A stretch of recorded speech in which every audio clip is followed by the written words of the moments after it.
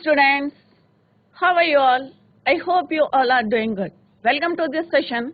I am Dr. Kavita Rawat from ICT Virtual Classroom. तो बच्चों, पहला चैप्टर जो है हमने कंप्लीट कर लिया है, ए लेटर टू गॉड.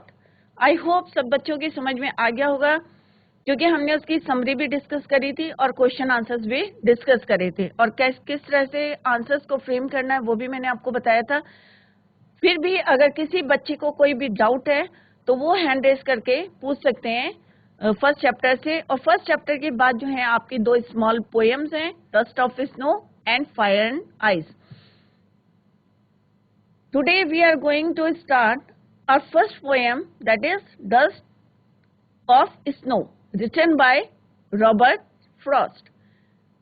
अब यहाँ पे आप कह रहे होंगे डस्ट. डस्ट मीन्स, अब आपके माइंड में आएगा कि डस्ट मीन्स धूल, बट यहाँ पे धूल क्यों बोला है? क्योंकि स्नो, कुछ बच्चों ने देखा होगा कि स्नो जब गिरती है तो पाउडरी फॉर्म में जो है वो गिरती है, तो उसकी जो है धूल के बराबर जो है, धूल आपने देखी होगी धूल किस तरह से होती है. तो धूल जो है, डस्ट, जो पाउडरी फॉर्म ऑफ स्नो, किस तरह से पोएट के जो है रॉबर्ट फ्रॉस्ट यहाँ पे अपना एक्सपीरियंस शेयर कर रहे हैं कि किस तरह से एक बार वो जा रहे थे और किस तरह से जो है डस्ट ऑफ स्नो जो है उनके ऊपर गिरी थी, और किस तरह से उनका जो मूड था, खराब था उनका मूड, और किस तरह से चेंज हो जाता है. इसी को अभी हम इस पोएम में जो है देखेंगे. तो it is a very beautiful and small poem. तो let's go to smart board screen to continue it. तो this poem is written by Robert Frost.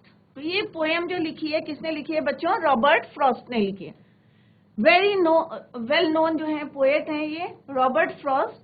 और उन्होंने जो है यहाँ पे जैसे कि जो है बच्चों कौवा, क्रो को यहाँ पे यूज करा है. टाइटल तो हमारा डस्ट ऑफ स्नो, बट यहाँ पे दो चीजें ऐसी यूज करी है जिनको हम जो है सिंबलाइज किसको करते हैं? डेथ को, सैडनेस को, डिप्रेशन को. तो ये कहते हैं ना, जैसे काला कौवा, black crow is the symbol of death, yes, sadness.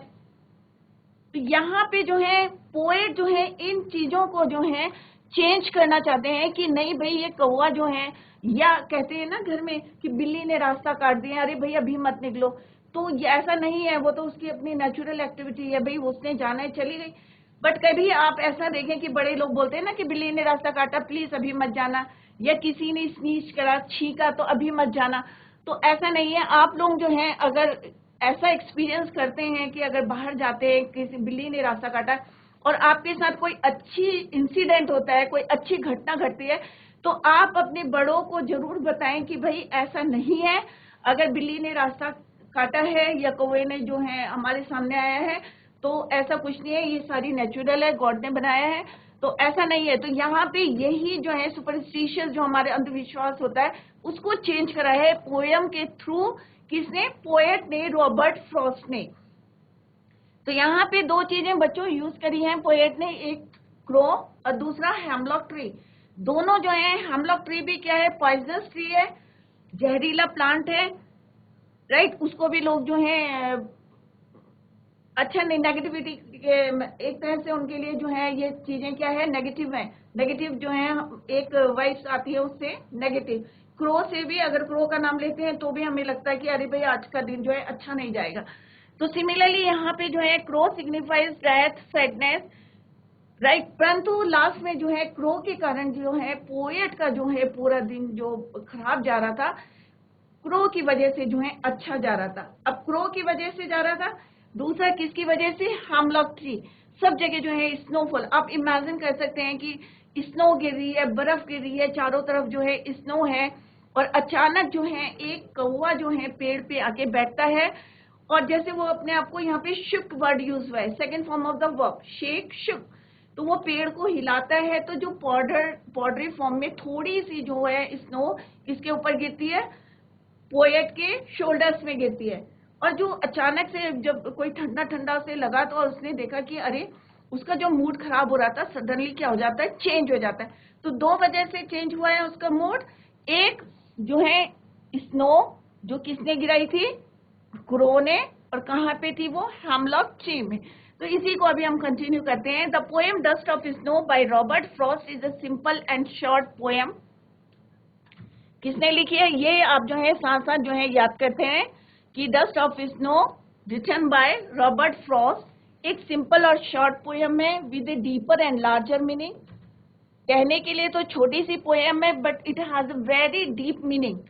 जैसे अभी मैंने बताया कि हम जिन चीजों को जो है, क्योंकि हमारे इंडिया में क्या है, अंधविश्वास सुपरस्टिशियस जो है ज्यादा चलते हैं कि अरे छींक दिया है या somebody has sneezed करा है किसी ने, तो कहते हैं कि घर से बाहर मत निकलो। तो ऐसा नहीं है, राइट। तो यहाँ पे poet explains how an act as petty as experiencing snow on one's body can brighten one's day, कि किस तरह से किसी के ऊपर अगर बर्फ गिरती है तो कैसे जो है brighten one's day up. The message of the poem is put into words by Robert Frost. Always, always a larger significance. A little thing touches a larger thing.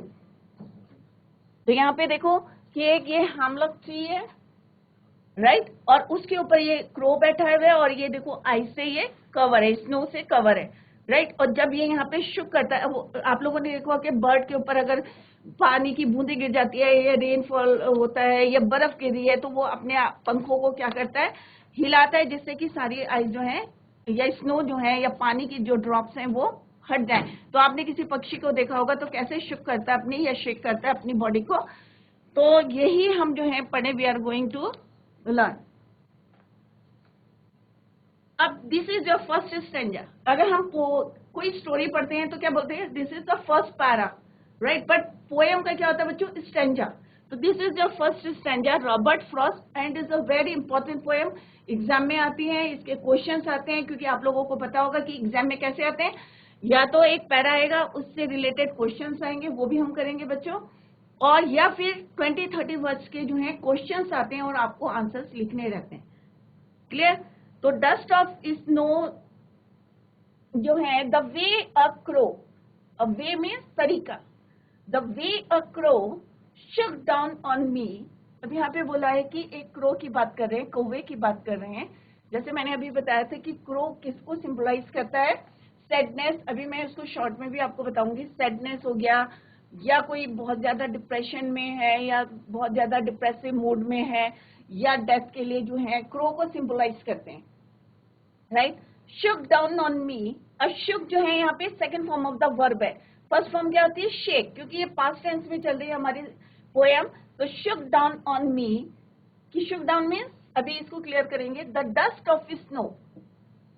क्या करा उसने, shook dust of snow from a hemlock tree.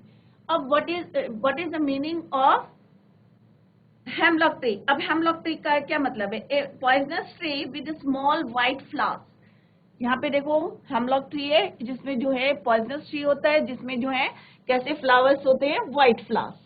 तो hemlock tree means ए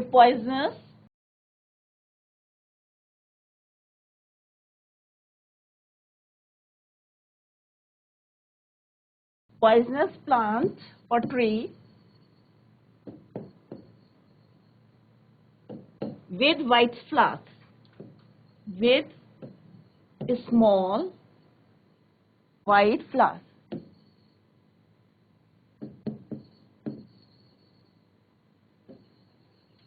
ये एक poisonous tree होता है, वैसे देखने में बहुत सुंदर होता है, बट क्योंकि वो पॉइजनस है, उसकी सीड्स जो है पॉइजनस है, इसके लिए जो है उसको किससे सिंबलाइज कर रहे हैं, सैडनेस से। Otherwise it is very beautiful tree. तो अ पॉइजनस प्लांट और tree with a small white flowers, hemlock. एक वर्ड, ठीक है। तो यहाँ पे और कोई ऐसा कोई डिफिकल्ट वर्ड नहीं है। डस्ट ऑफ स्नो मैंने पहले ही बताया आपको, powdery form of the snow. Dust के बराबर, धूल, क्योंकि अगर हम डस्ट बोलते हैं तो हमारे माइंड में एकदम क्या आ जाता है, धूल। तो धूल के बराबर जो है डस्ट, सॉरी स्नो को हम जो है यहाँ पे कंपेयर करा है रॉबर्ट फ्रॉस्ट ने।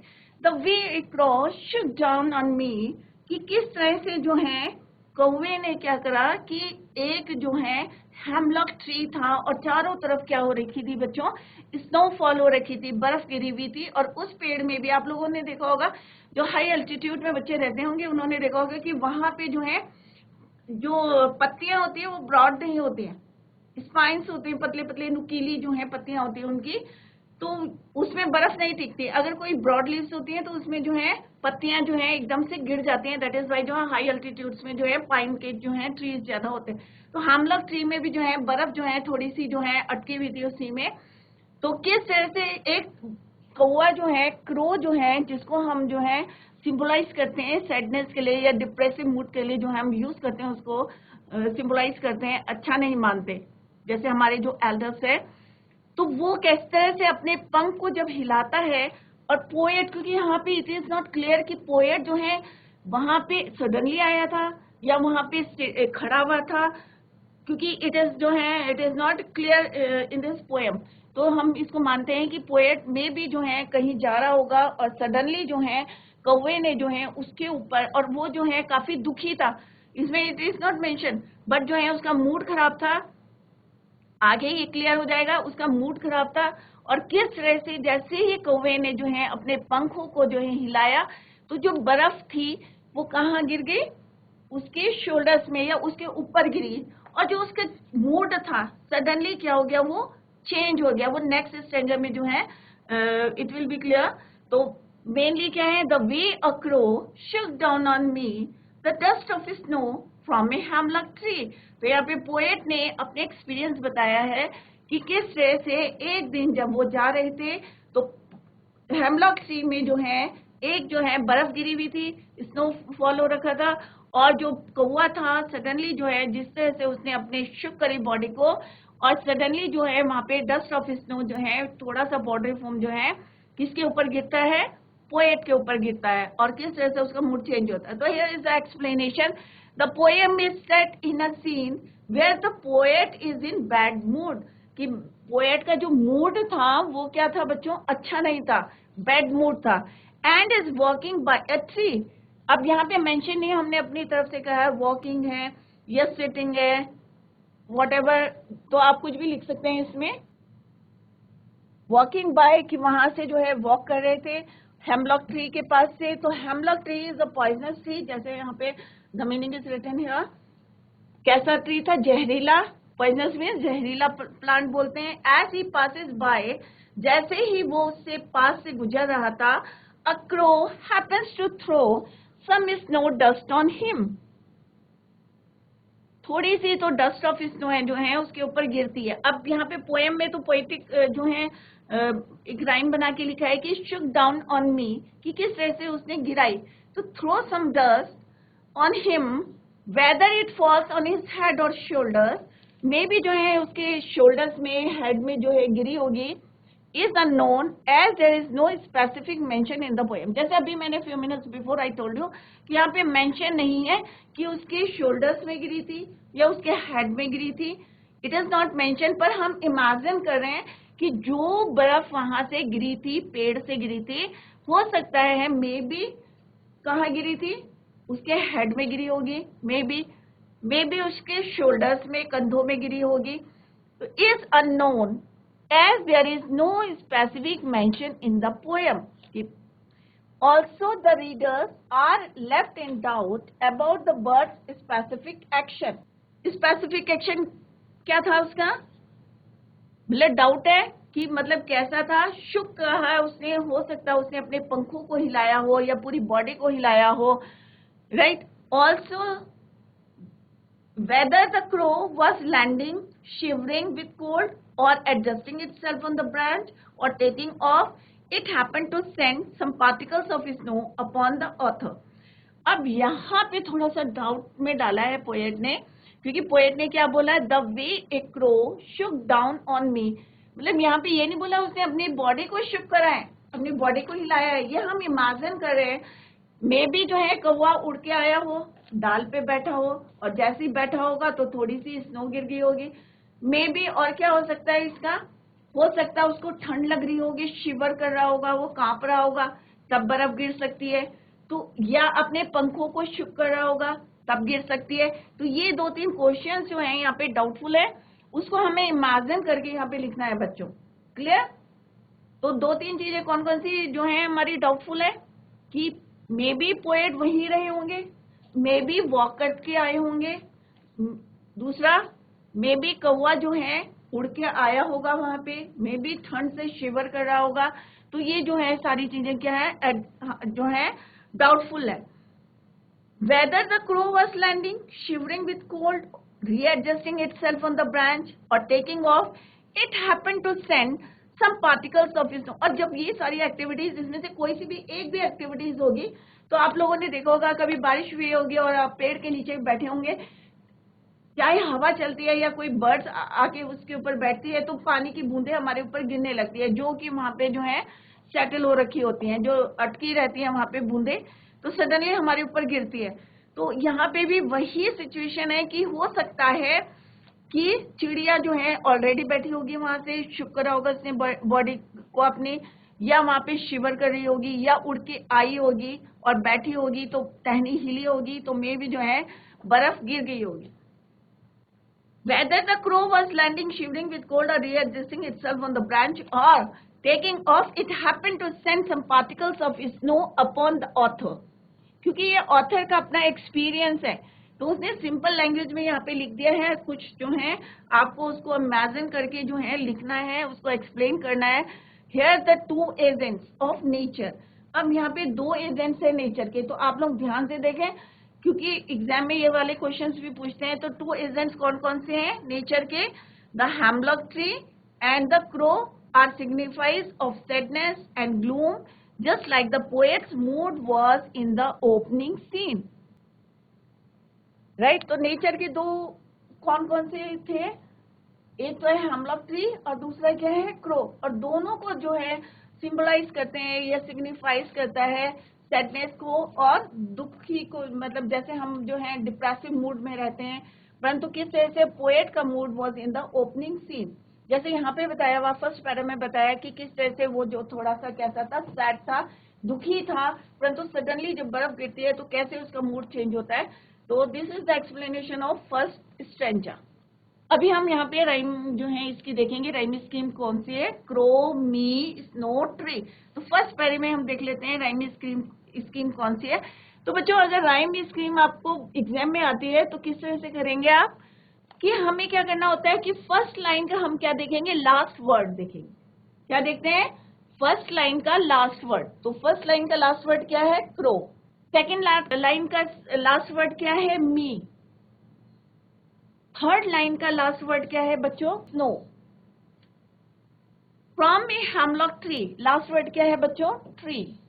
तो जब हम इसमें राइम स्कीम देखेंगे तो बच्चों राइम स्कीम कैसे निकालते हैं हम, कि फर्स्ट वर्ड है, फर्स्ट लाइन का लास्ट वर्ड है क्रो, तो हम क्या देखते हैं? लास्ट वर्ड का प्रोनाउंसिएशन कैसा है, साउंड कैसा कर रहा है? क्रो। राइट। सेकंड क्या है आपका? मी। क्या दोनों सेम है बच्चों? नहीं, क्रो, मी, दोनों का साउंड क्या है? डिफरेंट है।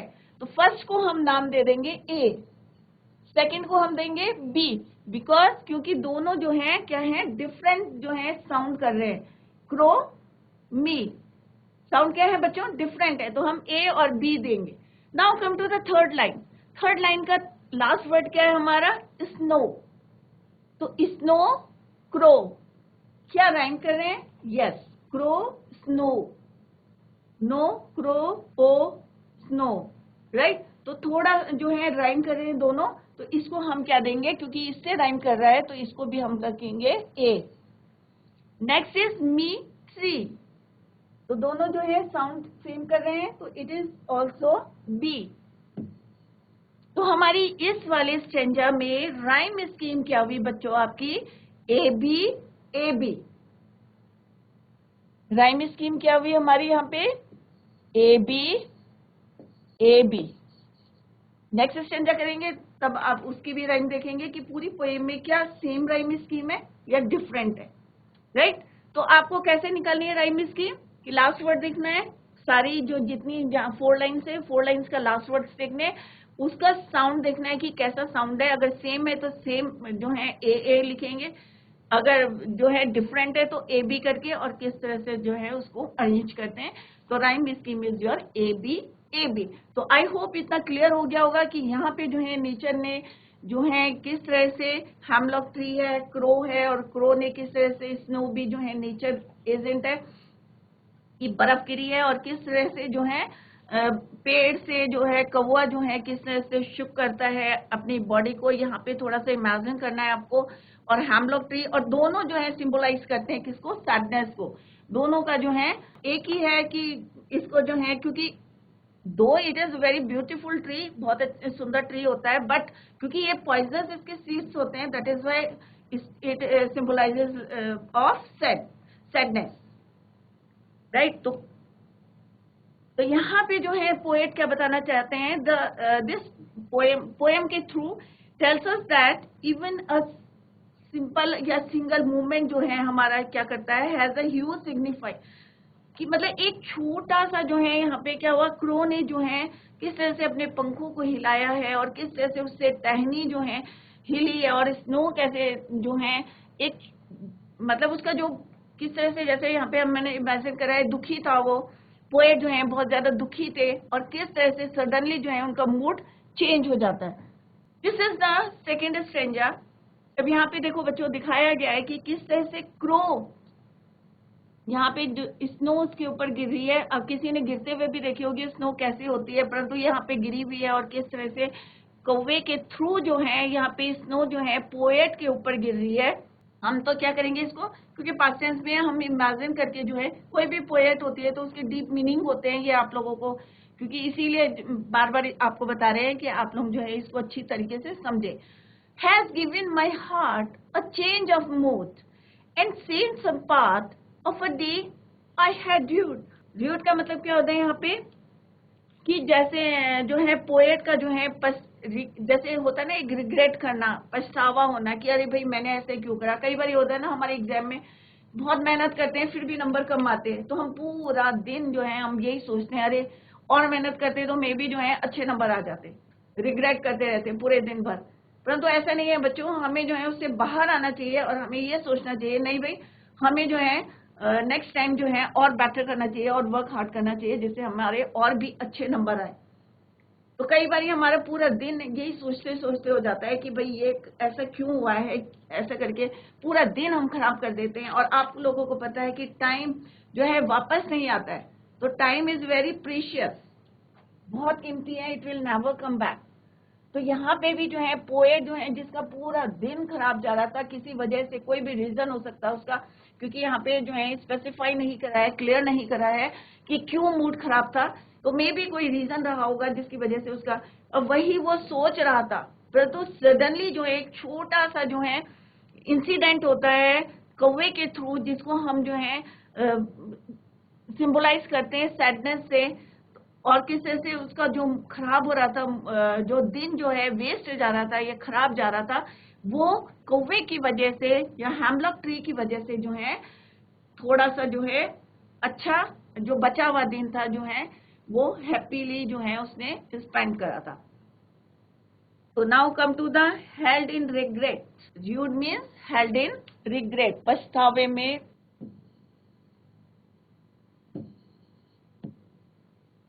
रिग्रेट मीन्स पछतावा, क्योंकि हम पूरा दिन बिता देते हैं उसके बाद हमें पता चलता है कि भाई हम क्यों रिग्रेट करते हैं, पश्चाताप करते हैं। रिग्रेट मीन्स पश्चाताप करना, राइट। तो यहाँ पे has given my heart a change of mood and save some part of a day I had due. अब वो कह रहे कि मैं जो हूं मेरा मूड जो था बहुत कैसा था, सही नहीं था, right. A change of mood and save some part. अब जो जैसे ही जो है कौवे ने जो है यहाँ पे जो है बर्फ गिरी, अब जैसे पहले वाले फर्स्ट स्टैंडर्ड में हमने ये क्लियर कर लिया था कि मे बी सिर में गिरी होगी, हाथ में, may be on the shoulders, कंधे में गिरी होगी, तो उससे जो है जो पूरा दिन जो है जैसे यहाँ पे बताए एंड सेव सम पार्ट, कि जो मेरा पूरा दिन जो है वेस्ट जा रहा था या मैं जो है रिग्रेट कर रहा था कि भाई ऐसा क्यों हुआ है, कोई किसी कारणवश जो है उसका मूड खराब होगा पोएट का। तो उसने कहा कि and change of mood has given my heart, कि किस तरह से जो है कौवे की वजह से जो है change of mood and save some path, कि जो मेरा पूरा दिन जो है पछतावे में जा रहा था, थोड़ा सा जो दिन बचा था वो एक कौवे की वजह से, जिसको अब यहाँ पे पोएट जो है सबके मेंटालिटी को जो है चेंज करना चाहते हैं, माइंड को चेंज करना चाहते हैं, जो लोग जो है हेमलॉक ट्री जो पॉइजनस ट्री है और कौवे को जो है क्या मानते हैं, सैडनेस का प्रतीक मानते हैं, सिंबलाइज करते हैं या सिग्निफाइज करते हैं, उसको जो है वो चेंज करना चाहते हैं। और यहाँ पे उन्होंने बताया है कि जिस तरह से तुम कौवे को और हेमलॉक ट्री को जो है बैड मानते हो या सिंबल ऑफ डेथ मानते हो, उन्होंने ही जो है मेरा जो पूरा दिन जो है रियूट जा रहा था, खराब जा रहा था, उसको जो है सडनली चेंज कर दिया। तो आप लोग जो है, जैसे मैंने बताया कि अगर कभी जो है ब्लैक कैट, अब कई लोग बोलते हैं ना कि अरे जो है somebody स्नीजेस करते हैं, स्नीच करते हैं, तो या ब्लैक क्रो को जो है किससे सिंबलाइज करते हैं, डेथ के लिए जस्ट बोलते हैं ना, काला कौवा आ गया, अरे भाई भगाओ इसे, भगाओ इसे। तो ऐसी चीजें नहीं करनी चाहिए, क्योंकि ये क्या है, सारी चीजें क्या है, नेचुरल है, राइट। तो हेमलॉक ट्री क्या इतना सुंदर पेड़ है, परंतु उसकी सीड्स जो है पॉइजनस है, इस वजह से हम उसको डेथ का सिंबल मानते हैं। तो यहाँ पे पोएट ने बहुत खूबसूरती से जो है सबके माइंड को चेंज करने की कोशिश करी है कि ऐसा कुछ नहीं है, नेचर में जो है सारी चीजें जो है नेचर ने बनाई है और सबके लिए बनाई है। तो यहाँ पे for reasons unknown the author was having a terrible day. तो बच्चों आज हमने पोएम करी dust of snow written by Robert Frost. तो बच्चों कल हम इसी को अभी कंटिन्यू करेंगे। तो जिन बच्चों का छूट गया है तो उसको कल मैं फिर से एक जो है ओवरव्यू दूंगी आपको, तो आप जो है ध्यान से देखें, क्योंकि आपके बोर्ड क्लासेस हैं और इस तरह से आपकी जो है मिस होगी क्लासेस, तो आप लोगों को बाद में जो है प्रॉब्लम आएगी। और कल हम डिस्कस करेंगे कि एग्जाम में भी किस टाइप से क्वेश्चंस आते हैं। तो tomorrow we will continue the same poem. Thank you so much, bye, take care, have a nice day.